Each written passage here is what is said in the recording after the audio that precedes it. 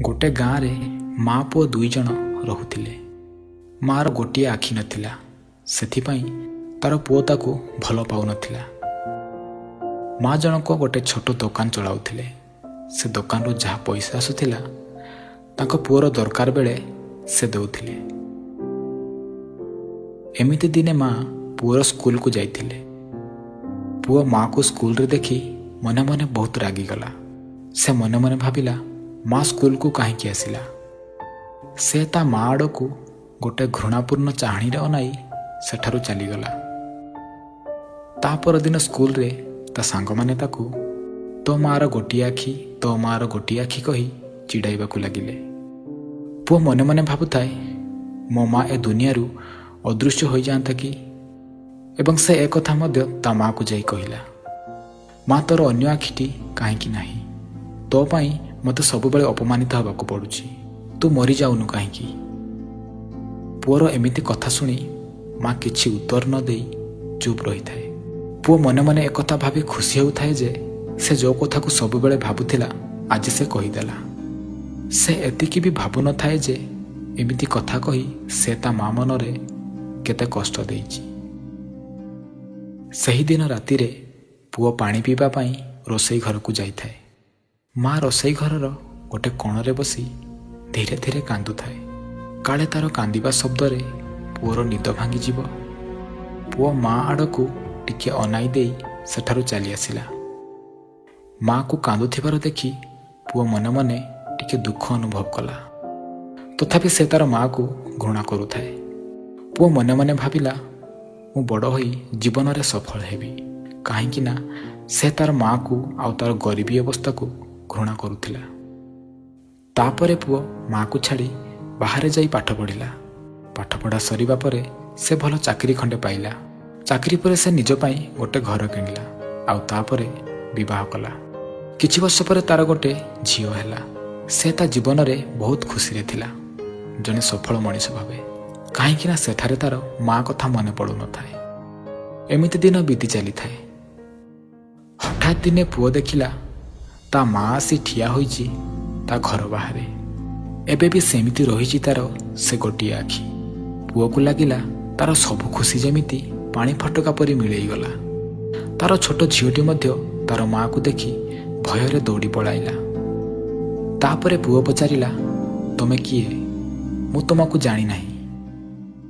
पुओर एमिति कथा शुणी माँ तार से लुह भरा गोटिए आखिरे पुओ को चाही रही थाए। पुओ पुणी थरे अपरिचित व्यक्ति परी व्यवहार करी कहिला, तमे किपरि मो घर को पशि मो झियो को भयभीत करने को साहस कल? एबे ही एठारु चली जाओ।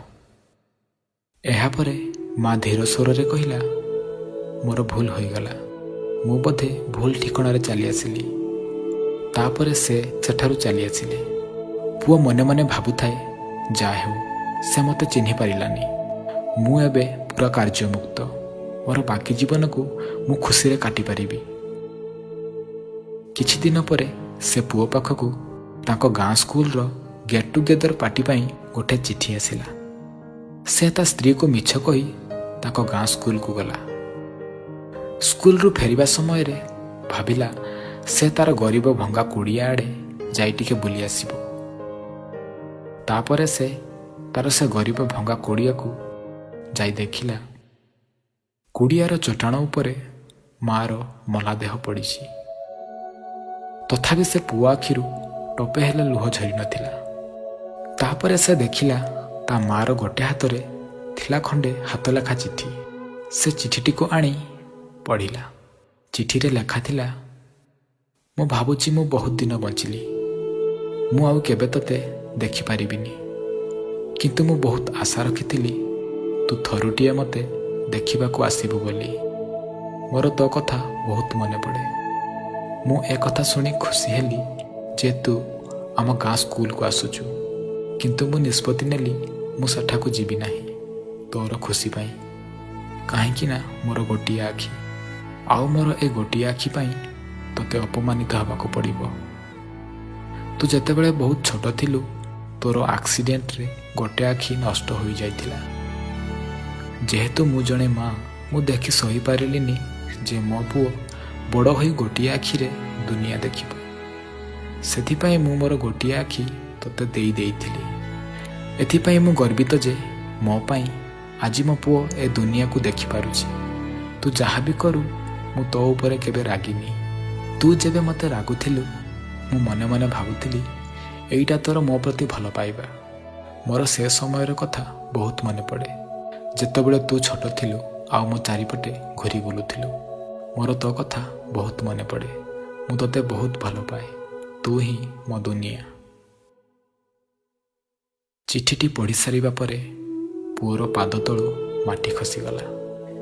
ସେ ନିଜକୁ ନିଜେ କହିଲା, ମୁଁ ଏମିତି ଜଣକୁ ଘୃଣା କରୁଥିଲି ଯିଏକି ମୋ ପାଇଁ ହିଁ ବଞ୍ଚିଥିଲା।